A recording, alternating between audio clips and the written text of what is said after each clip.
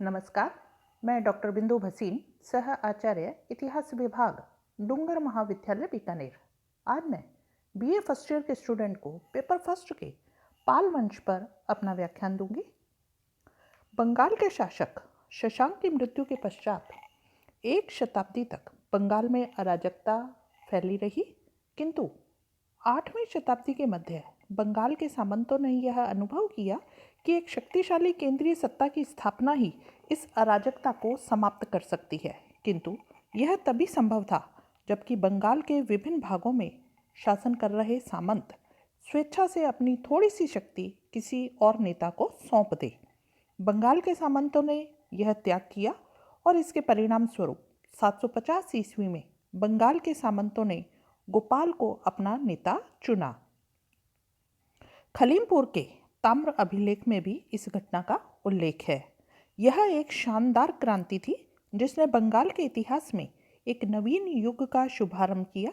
इस संबंध में एक विद्वान ने लिखा है कि प्रत्येक राष्ट्र में एक ऐसे बहुत ही कम उदाहरण मिलते हैं जबकि वहाँ के प्रमुख लोग अपनी स्वतंत्र इच्छा से सार्वजनिक हित के लिए अपनी शक्तियाँ किसी सर्वप्रिय नेता को सौंपने के लिए तैयार हो जाते हैं, परंतु बंगाल के सामंत समय की मांग पर पूरी जैसे कहते हैं खरे उतरे।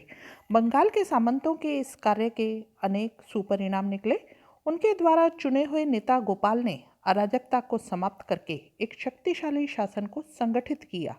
गोपाल द्वारा स्थापित पाल वंश ने प्राय अगले 400 वर्ष तक बंगाल को शक्ति, समृद्धि और वैभव प्रदान किया।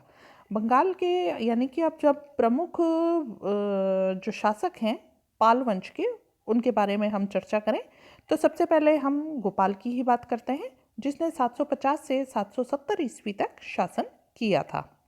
यह क्षत्रिय था। इसके दादा का नाम दैत्य विष्णु और पिता का नाम वप्यात था, जो कि एक प्रसिद्ध कहते हैं सेनानी था। अपने चुनाव के समय गोपाल भी एक कुशल शासक और सेनानी के रूप में प्रसिद्ध था। उसका प्रारंभिक राज्य पूर्वी बंगाल में था। नेता चुने जाने के बाद उसने बंगाल में शांति और व्यवस्था की स्थापना की। संभव है अपनी मृत्यु से पहले उसने संपूर्ण बंगाल पर अपना शासन दृढ़ता से स्थापित कर दिया था। गोपाल ने 770 ईस्वी तक शासन किया था। गोपाल की मौत यानी कि मृत्यु के बाद उसका पुत्र धर्मपाल शासक बना, जिसने 810 ईस्वी तक शासन किया। यह भी एक वीर और महत्वाकांक्षी शासक था जिसने बंगाल की जनता की भावना और त्याग का उचित प्रतिनिधित्व किया और बंगाल को उत्तरी भारत का श्रेष्ठ साम्राज्य बनाने का प्रयत्न किया। बंगाल को संगठित करने का कार्य उसके पिता ने पूर्ण किया था। अतः धर्मपाल ने समस्त उत्तरी भारत का चक्रवर्ती सम्राट बनने का प्रयत्न किया था। उसे इस कार्य में काफ़ी सफलता भी मिली थी। धर्मपाल के सिंहासनारोहण के समय उत्तरी भारत की राजनीतिक स्थिति अत्यंत विकट थी। एक और गुर्जर, प्रतिहार, मालवा और राजपूताना में अपनी शक्ति को सुदृढ़ करने के बाद पूर्व की ओर बढ़कर कन्नौज पर अधिकार करने के लिए प्रयत्नशील थे, तो दूसरी ओर दक्षिण भारत के राष्ट्रकूट भी उत्तर भारत में अपना प्रभुत्व स्थापित करना चाहते थे। इधर धर्मपाल भी उत्तरी भारत का चक्रवर्ती सम्राट बनने की महत्वाकांक्षा रखता था। ऐसी स्थिति में तीनों शक्तियों के मध्य संघर्ष अवश्यंभावी हो गया था। अतः जब धर्मपाल ने पश्चिम की ओर अपना विस्तार शुरू कर दिया तो उसे प्रतिहार और राष्ट्रकूटों से संघर्ष करना पड़ा था। धर्मपाल को सर्वप्रथम प्रतिहार शासक वत्सराज से संघर्ष करना पड़ा। दोनों पक्षों में यह युद्ध गंगा के दोआब में किसी स्थान पर हुआ था, जिसमें वत्सराज विजयी हुआ और वह गौड़राज धर्मपाल का राज छत्र उठाकर ले गया था। किंतु धर्मपाल ने पराजय स्वीकार नहीं की और अपनी शक्ति को पुनः संगठित करने का प्रयास किया, परंतु इससे पूर्व कि वह अपनी शक्ति संगठित करता, वत्सराज अपने विजय का पूरा लाभ उठा पाता, दक्षिण के राष्ट्रकूट सम्राट ध्रुव ने तीसरी शक्ति के रूप में उत्तरी भारत की राजनीति में हस्तक्षेप किया। सर्वप्रथम ध्रुव ने प्रतिहार शासक वत्सराज को परास्त किया और उसे राजपूताना की मरुभूमि में शरण लेने को बाध्य कर दिया। उसके बाद उसने दोआब की ओर बढ़कर धर्मपाल को भी पराजित किया। किंतु दक्षिण भारत के आंतरिक झगड़ों के कारण राष्ट्रकूट शासक ध्रुव को अपनी उत्तर भारत की विजय को संगठित किए बिना ही शीघ्र दक्षिण लौटना पड़ा। राष्ट्रकूटों के आक्रमण से धर्मपाल को प्रतिहारों की अपेक्षा कम हानि हुई थी।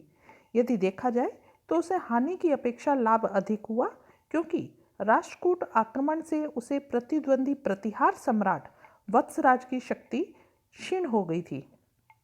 दूसरी ओर राष्ट्रकूट शासक ध्रुव ने उत्तरी भारत से शीघ्र लौटकर धर्मपाल को अपनी शक्ति बढ़ाने का सुअवसर प्रदान कर दिया था। ध्रुव ने सोचा भी नहीं होगा कि धर्मपाल उत्तर में उसकी अनुपस्थिति का लाभ उठाकर वत्सराज की पराजय से उत्पन्न हुई रिक्तता को भर देगा, किंतु धर्मपाल ने नवीन परिस्थितियों का पूरा लाभ उठाया और 786 से 793 ईस्वी तक विभिन्न अभियानों के द्वारा उत्तरी भारत में एक विशाल साम्राज्य स्थापित करने में उसने सफलता प्राप्त कर ली। उसने कन्नौज के शासक इंद्रायुध को हटाकर चक्रायुध को वहां का शासक बनाया। इस अवसर पर धर्मपाल ने स्वयं को उत्तर भारत का सर्वोच्च शासक घोषित करने के लिए कन्नौज में एक दरबार का आयोजन किया था और इस दरबार में धर्मपाल के अधीन अनेक राजा सम्मिलित हुए थे, जिसमें भोज यानी कि बरार का मध्य पंजाब, कुरु यानी कि दिल्ली का निकटवर्ती प्रदेश, यदु यानी कि मथुरा, द्वारका, सिंहपुर, यवन यानी कि सिंधु घाटी का मुस्लिम राज्य, अवंती यानी कि मालवा का एक भाग, मत्स्य जिसमें जयपुर और अलवर शामिल है, गांधार पश्चिमी पंजाब का भाग है और कौर यानी कि कांगड़ा के शासक मुख्य थे। कहा जाता है कि इन शासकों ने धर्मपाल की घोषणा का अनुमोदन ही नहीं किया, अपितु कांपते हुए मुकुटों से सम्मानपूर्वक सिर भी झुकाया। ऐसा प्रतीत होता है कि धर्मपाल ने इन शासकों के राज्यों को अपने राज्य में सम्मिलित नहीं किया, अपितु उन्हें अपने अधीन करके कर देने और आज्ञा पालन के लिए बाध्य कर दिया था। इस प्रकार धर्मपाल जो है वो समस्त उत्तरी भारत का स्वामी बन गया था और उत्तरी भारत का स्वामित्व प्रतिहारों के हाथों से निकलकर पाल वंश के हाथों में आ गया था। परंतु धर्मपाल की यह स्थिति निर्बाध नहीं रह सकी, क्योंकि कुछ समय बाद वत्सराज के पुत्र नागभट्ट द्वितीय ने प्रतिहार वंश की प्रतिष्ठा को पुनः स्थापित किया। नागभट्ट द्वितीय ने उस समय की साम्राज्यवादी नीति का अवलंबन किया और वह उग्र साम्राज्यवादी नीति का अवलंबन करने लग गया था और कन्नौज से चक्रायुध को परास्त करके वहां से उसने निकाल दिया था। चक्रायुध धर्मपाल के अधीन था, अतः नागभट्ट और धर्मपाल में युद्ध अनिवार्य हो गया। मुंगेर के समीप नागभट्ट और धर्मपाल में भीषण युद्ध हुआ, जिसमें धर्मपाल परास्त हुआ, किंतु राष्ट्रकूटों ने एक बार फिर उत्तर भारत की राजनीति में हस्तक्षेप किया। राष्ट्रकूट शासक गोविंद तृतीय ने उत्तर भारत पर आक्रमण किया। धर्मपाल और चक्रायुध ने बिना युद्ध किए गोविंद तृतीय की अधीनता को स्वीकार कर लिया। संभावना व्यक्त की जा रही है कि उन दोनों ने ही नागभट्ट के विरुद्ध राष्ट्रकूटों से सहायता मांगी थी। धर्मपाल का यह भी विचार था कि गोविंद तृतीय भी अपने पिता ध्रुव की भांति अधिक समय तक उत्तरी भारत में नहीं रुकेगा। प्रतिहार शासक नागभट्ट द्वितीय ने बुंदेलखंड के निकट रणभूमि में गोविंद तृतीय का सामना किया, जिसमें नागभट्ट परास्त हुआ और राजपुताना की ओर भाग गया। धर्मपाल की आशा के अनुरूप गोविंद तृतीय उत्तरी भारत से शीघ्र दक्षिण लौट आया, अतः धर्मपाल को पुनः अबाध रूप से उत्तरी भारत में अपनी सत्ता स्थापना का अवसर मिल गया। संभव है कि इस अवसर का लाभ उठाकर उसने उत्तरी भारत में अपनी सर्वोच्चता को पुनः स्थापित कर लिया। अपनी मृत्यु के समय उसने अपने उत्तराधिकारी देवपाल के लिए एक विशाल साम्राज्य छोड़ा था। धर्मपाल एक वीर और योग्य शासक था। यद्यपि बंगाल के सामंतों द्वारा अपने अधिकारों को त्याग कर राजा का चुनाव करना बंगाल की महानता का महत्वपूर्ण कारण था, परंतु बंगाल को भारतीय राजनीति का देदीप्यमान नक्षत्र बनाने में धर्मपाल का योगदान भी अतुलनीय है। वह एक साहसी योद्धा और कूटनीतिज्ञ था। अनेक युद्धों में विजय उसने प्राप्त की थी और प्रतिहारों के विरुद्ध राष्ट्रकूटों की शक्ति का प्रयोग कर अवसर के अनुकूल अपने साम्राज्य का उसने विस्तार किया था। कहते हैं बंगाल में जिसकी राजनीतिक एकता बिल्कुल छिन्न भिन्न हो चुकी थी और जिसका भारतीय राजनीति में कोई प्रभाव नहीं रहा था, उसके नेतृत्व में अचानक उत्तरी भारत के सबसे शक्तिशाली राज्य के रूप में वह प्रकट हुआ। यह देश यानी कि बंगाल जो है वो आंतरिक कलह के कारण बुरी तरह विभाजित था, जिसे एक सदी से भी अधिक समय तक विदेशी आक्रमणकारियों ने निरंतर पददलित किया था। उसके द्वारा एक शक्तिशाली और संगठित राज्य की श्रेणी में उठा दिया गया था, जिसका स्वामित्व उत्तरी भारत के बहुत बड़े भाग पर था। वह एक महान गौड़ साम्राज्य स्थापित करने का शशांक का स्वप्न अंततः धर्मपाल ने पूरा किया। यह साहित्य और कला का भी महान संरक्षक था। मगध में भागलपुर के समीप उसने विक्रमशील बौद्ध विहार की स्थापना की, जो कालांतर में बौद्ध शिक्षा का महान केंद्र बना। राजशाही जिले में उसने एक अन्य विहार सोमपुरी विहार की स्थापना की थी। तिब्बती इतिहासकारों के अनुसार धर्मपाल ने ओदंतपुरी में भी एक विहार का निर्माण करवाया था। कालांतर में यह विहार बौद्ध शिक्षा के प्रमुख केंद्र बन गए थे। धर्मपाल ने बौद्ध विद्वान हरिभद्र को भी संरक्षण प्रदान किया था। धर्मपाल की मृत्यु के बाद उसका पुत्र देवपाल शासक बना, जिसने 850 ईस्वी तक शासन किया, यानी कि 810 से 850 ईस्वी तक उसने शासन किया। यह भी अपने योग्य पिता की भांति योग्य पुत्र सिद्ध हुआ। उसने न केवल अपने पिता से प्राप्त साम्राज्य को अक्षुण्ण रखा, अपितु उसका विस्तार भी किया। यह महान विजेता था। पाल वंश के अभिलेखों के अनुसार उसने उत्तरी भारत में हिमालय से लेकर विंध्याचल पर्वत तक और पूर्वी समुद्र से लेकर पश्चिमी समुद्र तक के शासकों से कर प्राप्त किया था।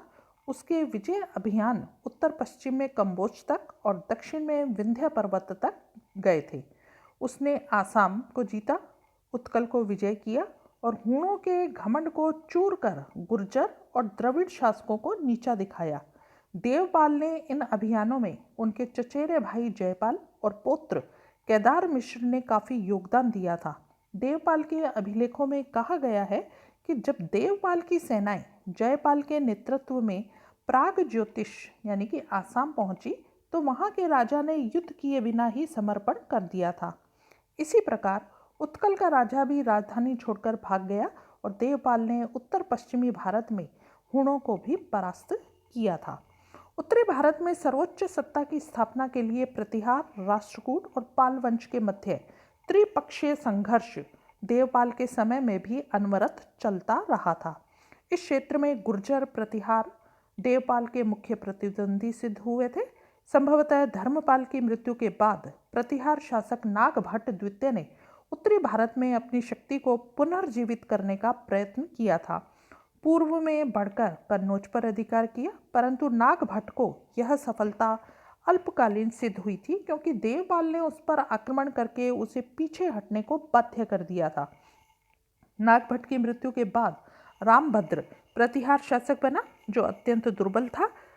अतः देवपाल ने उस पर आक्रमण कर रामभद्र से मुंगेर को वापस छीन लिया। उल्लेखनीय है कि नागभट्ट द्वितीय ने मुंगेर को देवपाल के पिता धर्मपाल से छीन लिया था।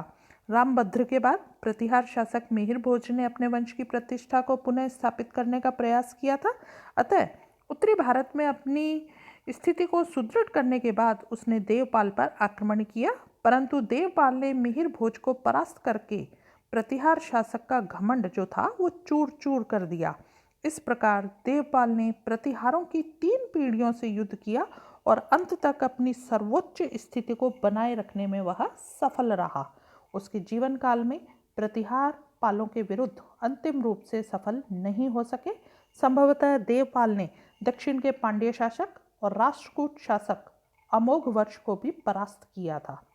लगभग इसने 40 वर्ष तक शासन किया। एक महान विजेता, कुशल प्रशासक होने के साथ ही उसने बौद्ध धर्म, साहित्य, कला को भी पर्याप्त संरक्षण प्रदान किया था। उसने मगध में अनेक मंदिर और विहार बनवाए। बौद्ध भिक्षुओं की सुविधा के लिए भी उसने अनेक कार्य किए। देवपाल ने नालंदा विहार के लिए भी 5 गांव को दान में दिया था। देवपाल की मृत्यु के बाद गद्दी पर बैठने वाले उत्तराधिकारी अयोग्य और निर्बल थे। अतः उसके काल में पाल वंश के वैभव का जो देदीप्यमान नक्षत्र है वो धुंधला पड़ने लग गया था और पाल साम्राज्य जो है वो अवनति की ओर अग्रसर हो गया था।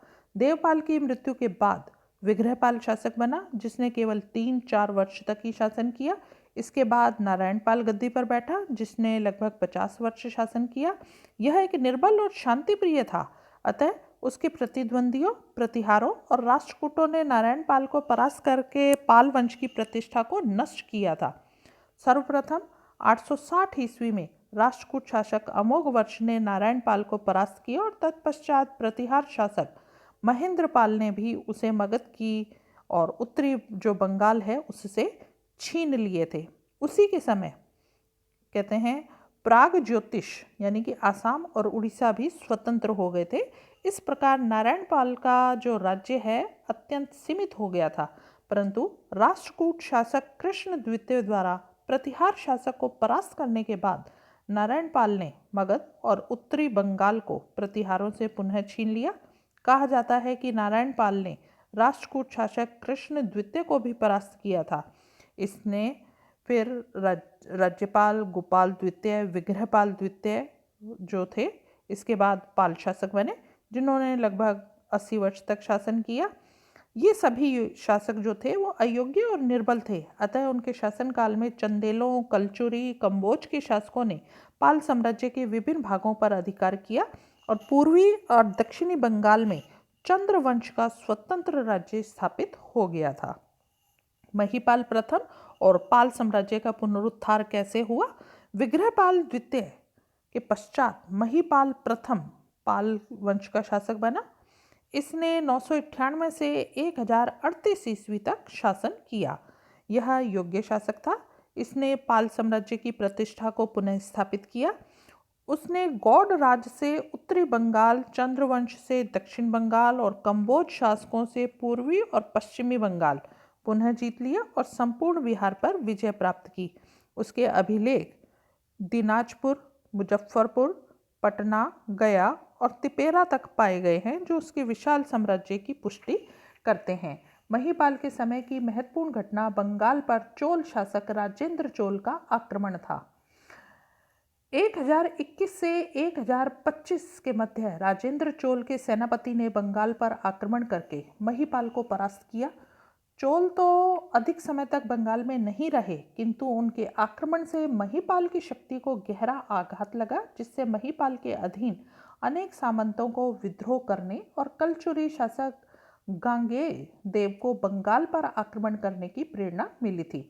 इन विद्रोहों और आक्रमण के कारण महिपाल को अपने साम्राज्य के अनेक भागों से हाथ धोना पड़ा था, परंतु अनेक असफलताओं के उपरांत भी महिपाल ने बंगाल और बिहार के एक बड़े भाग पर अधिकार रखकर पाल साम्राज्य की प्रतिष्ठा को पुनः स्थापित करने में सफलता प्राप्त की थी। महिपाल प्रथम को पाल साम्राज्य की द्वितीय संस्थापक और देवपाल के बाद का श्रेष्ठ पाल शासक कहा गया है।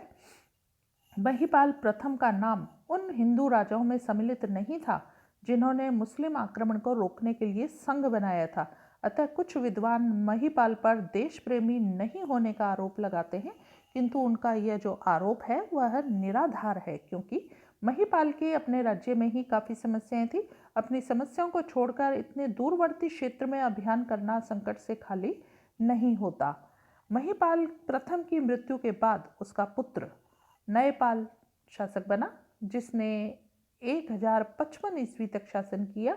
इसके समय की महत्वपूर्ण घटना उसका कलचुरी वंश से युद्ध है। कलचुरी शासक जो है गांगे देव, उसके पुत्र कर्ण ने नयपाल पर आक्रमण किया था। यह युद्ध काफ़ी भीषण था। अंत में महाबोधि बिहार के बौद्ध विद्वान दीपांकर श्रीज्ञान ने हस्तक्षेप से दोनों पक्षों में संधि कराई, जिसके द्वारा दोनों में एक दूसरे के जीते हुए जो प्रदेश थे उन्होंने आपस में लौटा दिए।